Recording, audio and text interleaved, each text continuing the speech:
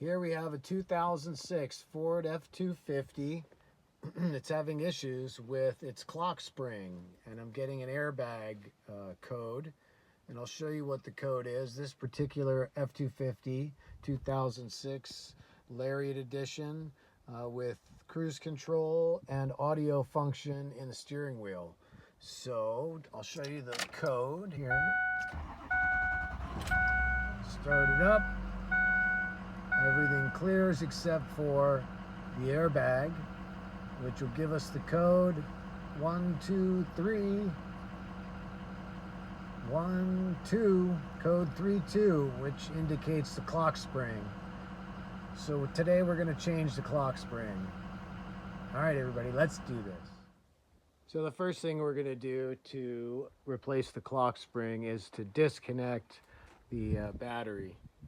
I'm just going to disconnect the negative side, and my truck has two batteries, so we're going to disconnect both sides.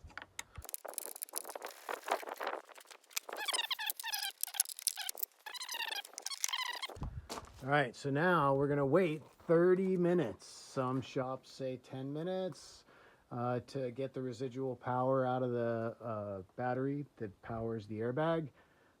And I'm going to wait 30 minutes. So on the back of the steering wheel, you're going to see a cover right here. You got to remove that cover to get access to the airbag bolt.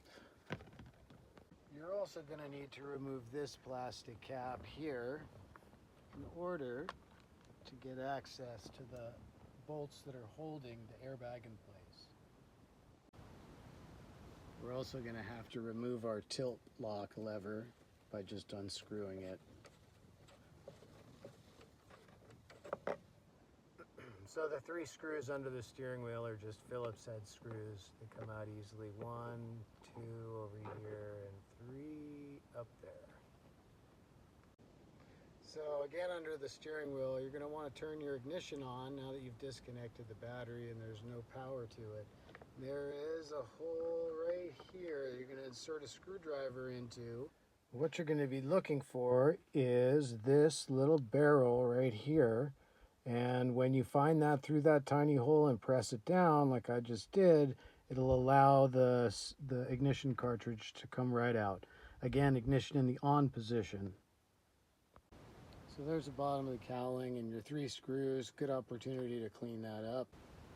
With those 3 screws removed, I went ahead and put the tilt lever back in so I could lower the steering wheel to its lowest position and give me access to lift this up. One of the components we're going to have to get to is over here on the ignition barrel. It's this little plastic doodad right here. See it slipping in and out. So with just this lifted up, we should have enough access. On either side of the steering wheel now, and these access holes that you remove the plastic covers for are going to be a bolt on either side. They're 8 millimeters, and when you get them out, they look like that. And with those 2 bolts removed, out comes the airbag. Okay, we got to get this first clip off right here. I insert a screwdriver and twist.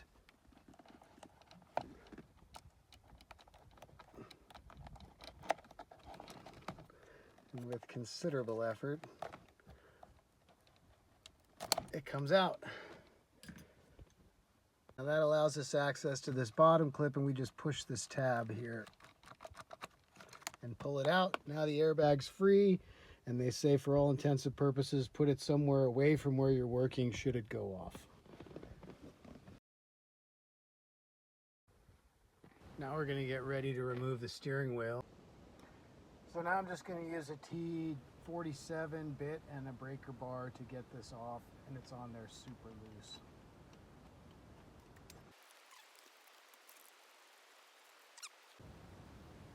Here I've got my steering wheel puller set up on the steering wheel, ready to pull. So here we go. All right, let's try it again.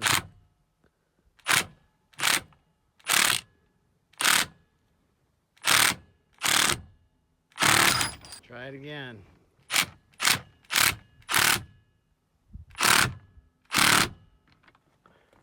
Wow. It's not really going off straight.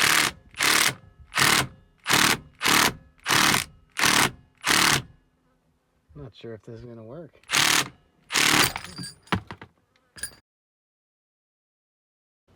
So it's now 9 o'clock at my time. It's dark, crickets are out. I tried for a good couple hours to get this steering wheel off with the $19 puller from O'Reilly's, and it just trashed the wheel. Let's see if I can get some light on it there.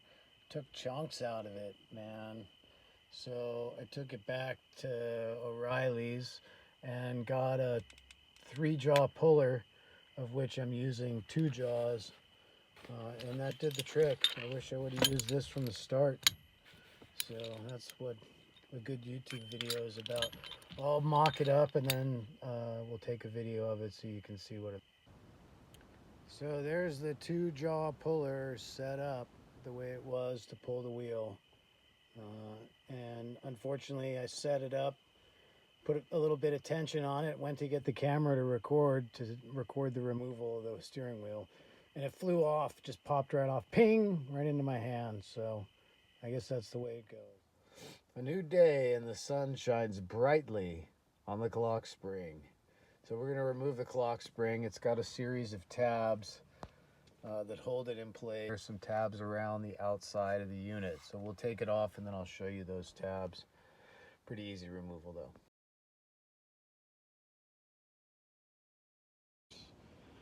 So, you know, your wheel would spin around continuously, however many rotations. I thought there was some kind of drag in there that was, you know, brush or something that was creating contact. Turns out it's just a ribbon with connections on it. And as you turn the wheel, the ribbon gets tighter or looser. So as long as there's room inside the housing, that's what the spring is in Clockspring. Plenty dirty in there. 165,000 miles on a ranch truck. So anyway, kind of interesting stuff. And then you see the ribbon terminates in the connections on the other side. So there you go. What's inside my Clockspring? Our new Clockspring is now in place on the steering column. We want to make sure that the arrow pointing to the top is pointing to the top, that the controls are coming out at 3 o'clock, and that the dot on the shaft is at 9 o'clock. So now we need to make the new connections. Yeah, the gray one on the right and the black one on the left. That'll correspond on our new Clockspring, gray and black. So factory match. We're just gonna pull those out with a pry screwdriver and get them All right, we got the clips back together and put on the pedestal where they belong. I have to say, the Dorman connections were really difficult to convince to get in. The gray one especially was very difficult. But it's in place now. The keepers are all in place, and we're going to continue on with the installation. And our last install here is this little sensor wire that has a clip that senses the ignition barrel in its position. It came with a plastic protective cover on that spring wire, so you got to remove that protective cover, and then it'll slip into the barrel of the ignition.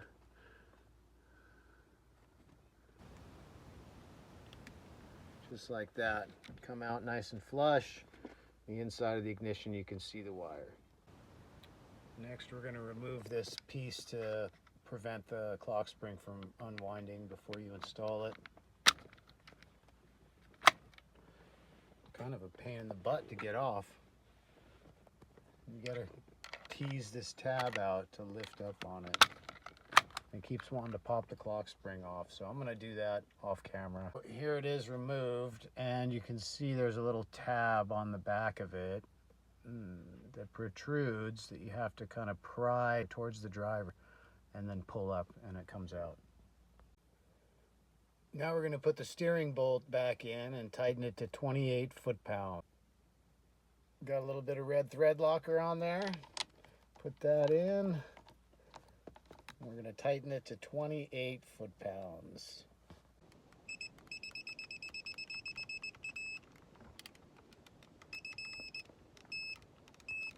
All right, 28 foot-pounds. And now we're going to reinstall the airbag with 2 connections, one at the bottom here, one at the top here, and then 2 bolts go in the airbag, and I think we're done.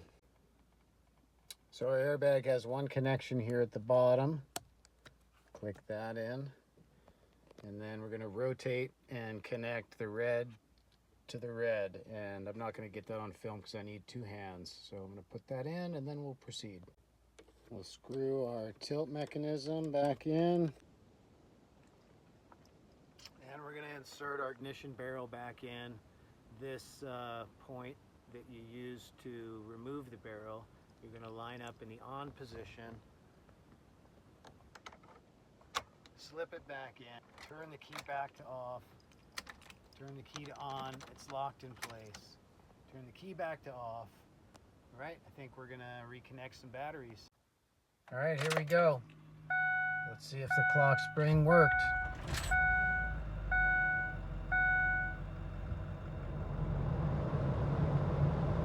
There it goes. Let's see if it gives us an error code.